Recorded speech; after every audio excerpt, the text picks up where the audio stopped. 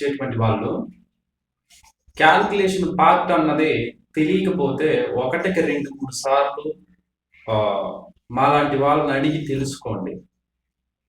So calculation part అనేది సరిగా లేకపోతే 100% మీ ప్లాన్ అన్నది డిజైన్ చేయడం చాలా చాలా కష్టం.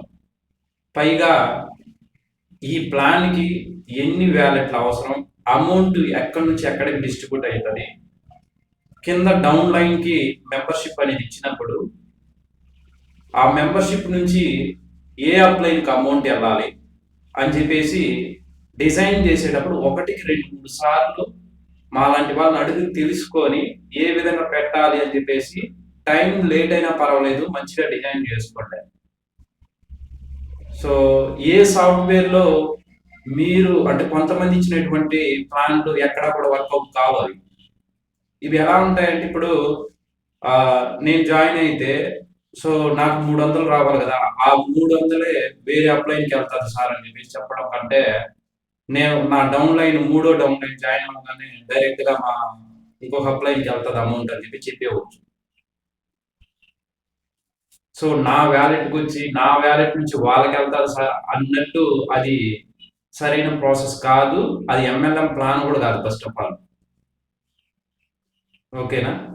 సో అట్లా అనుకునేట్టుకుంటే ఈ విధంగా డిజైన్ చేస్తే బైనరీ కాన్సెప్ట్లో కింద అమౌంట్ యాడ్ అయితే ఆ బైనరీలో నాకు వచ్చేటువంటి అమౌంట్ మా అప్లైన్కి వాళ్ళ అప్లైన్ వాళ్ళ అప్లైన్కి వ్యాలెట్లలో చూపించాల్సి వస్తుంది. ఆడ చూపించరే, నాకు ఎంత రావాలో నాది మాత్రమే చూపిస్తారు, అప్లైన్కి ఎంత రావాలో అది మాత్రమే తనకి చూపిస్తారు.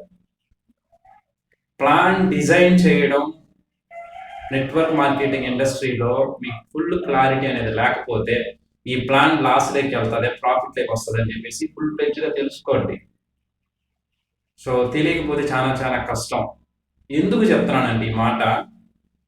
నెట్వర్క్ మార్కెటింగ్ ఇండస్ట్రీలో రోజుకి చాలా కంపెనీలు వస్తున్నాయి. వాటి ఎందుకు పోతున్నాయి అని చెప్పేసి ఒక క్వశ్చన్ మనం వేసుకుంటే మెయిన్ రీజన్ ఇది ఒకటి ఉంటుంది. దాంట్లో ఇంకొక రీజన్ ఏముంటుంది? ఇన్వెస్ట్మెంట్ ప్లాన్లో. అవును, ఎస్, చెప్పడం మర్చిపోయాను. ఇన్వెస్ట్మెంట్ ప్లాన్లో పెట్టేటప్పుడు ఒకటికి 2, 3 సార్లు ఆలోచించుకోండి. ఎందుకు ఆలోచించుకోమని చెప్తున్నానంటే సో నిన్న మొన్న చాలా మంది ఏదో కాన్సెప్ట్ పెట్టి బాగా రన్ అయింది అని చెప్పేసి ఎవరో ఒక పర్సన్ దగ్గర ఒక కోట్లు సంపాదించాడు, ఒక 100 కోట్ల వరకు. బట్ ఈరోజు ఆ కంపెనీ లేదు. క్యాలిక్యులేషన్ పార్ట్ ఎప్పుడు కూడా సరే ఎంఎల్ఎం ప్లాన్లో అట్రాక్టివ్గా డబ్బులు వస్తే కంపెనీ లైఫ్ లాంగ్ నిలబడదు. ఓకేనా? అట్రాక్టివ్గా డబ్బులు రాకుండా సింపుల్ కొద్దిగా లాంగ్ టైం తీసుకొని వచ్చిందంటే ఆ కంపెనీ లైఫ్ లాంగ్ నిలబడుతుంది. ఒక ప్లాన్ అనేది డిజైన్ చేసేటప్పుడు 1 రోజు 2 రోజుల గురించి ఆలోచించకుండా రియాలిటీని ఆలోచించాలి, రీల్ అంతా ఆలోచించకూడదు. ఈ రియాలిటీలో మనము కొంతమంది ఇమేజినేషన్ పెట్టుకుంటారు, ఏమని, ఈ రోజు నేను ప్లాన్ డిజైన్ చేస్తే సో ఈ లెవెల్కి ఇంత వస్తుంది సార్, ఆ లెవెల్ పోయేలోపు ఇంత వస్తుంది సార్, ఆ లెవెల్ రీచ్ అయిన తర్వాత కొన్ని లక్షల కోట్లు కనిపిస్తాయి సార్ అని చెప్పినట్టు ఏదో ఇంకా ప్రపంచంలో లేని ఆలోచన చెప్తారు. అది రియాలిటీలో వర్కౌట్ కాదు. అది పెద్ద కంపెనీలను చూడండి, వాళ్ళ ప్లాన్ ఎలాంటి 20 మినిమం మీరు ఏదైనా ఒక ప్లాన్ డిజైన్ చేస్తున్నారు అంటే చాలా మంది దీనికి అలవాటు అయిపోయారు. ఎంఎల్ఎం సాఫ్ట్వేర్స్ ఆర్డర్స్ పెట్టేటువంటి వాళ్ళు కానీ ఇంకేదైనా కానీ దేనికి అలవాటు పడిపోయారు అంటే నాకు అలాంటి సాఫ్ట్వేరే కావాలి అనే దానికి అలవాటు పడిపోయారు. నాకు అలాంటి ప్లానే కావాలి అని చెప్పేసి. సో ఎస్, బాగుంది, ఎందుకంటే ఆల్రెడీ ఒక ప్లాన్ చూశారు, మీకు నచ్చింది, అలాంటిది మీకు కావాలనుకున్నారు, బాగుంది. బట్ ఎలాంటిది మీరు కావాలనుకున్నారు? మీరు అలాంటి ప్లాన్ నాకు కావాలి అనుకునేటువంటి ప్లాన్ 10 సంవత్సరాలు నిలబడిందా మార్కెట్లో? స్టాండర్డ్గా ఉందా? అన్ని రకాలుగా లీగల్గా పే చేస్తున్నాడా? అది గవర్నమెంట్కి ఆపోజిట్గా ఉందా? ఆ యొక్క ప్రొసీజర్ అనేది గవర్నమెంట్కి ఆపోజిట్గా ఉందా, కరెక్ట్గా ఉందా? ఇవన్నీ ఆలోచించి అలాంటి ప్లాన్ డిజైన్ చేయరా మీరు? సో ఇది తెలుసుకోవాలి.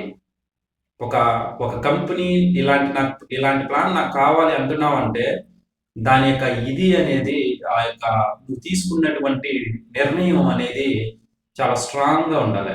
లాంగ్ లాంగ్ టైమ్ ఉన్నటువంటి కంపెనీని ఎగ్జాంపుల్ తీసుకొని చేయాలి.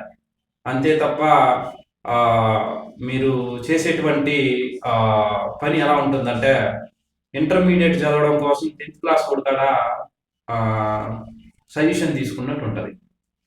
డాక్టర్ చదవాలని చెప్పేసి లాయర్ దగ్గర సజెషన్ తీసుకున్నట్టు ఉంటది. లాయర్ చదవాలని చెప్పేసి డాక్టర్ దగ్గర సజెషన్ తీసుకున్నట్టు ఉంటది. ఇలాంటివి వర్కౌట్ కావు. సో ఇన్వెస్ట్మెంట్ ప్లాన్లు పెట్టే వాళ్ళు కూడా జాగ్రత్తగా ఆలోచించండి.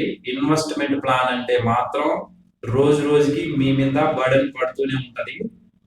ఈరోజు నేను ఒక 10 మందికి వచ్చారు ఐడీలు. వాళ్ళకి ఒక 6 మంత్స్ దాకా అమౌంట్ ఇస్తాను. కంటిన్యూస్‌గా డైలీ ఇంత ఇస్తాను అన్నామంటే రోజు రోజు టీం పెరిగే కొద్దీ నీకు తెలియకుండా నీవే ఉచ్చులో పడుతున్నావు నాకు. కంపెనీ ఫౌండర్ అయినా సరే, లీడర్ అయినా సరే. ఓకేనా? సో అది తెలుసుకొని మూవ్ ఆన్ అవ్వండి. All the best.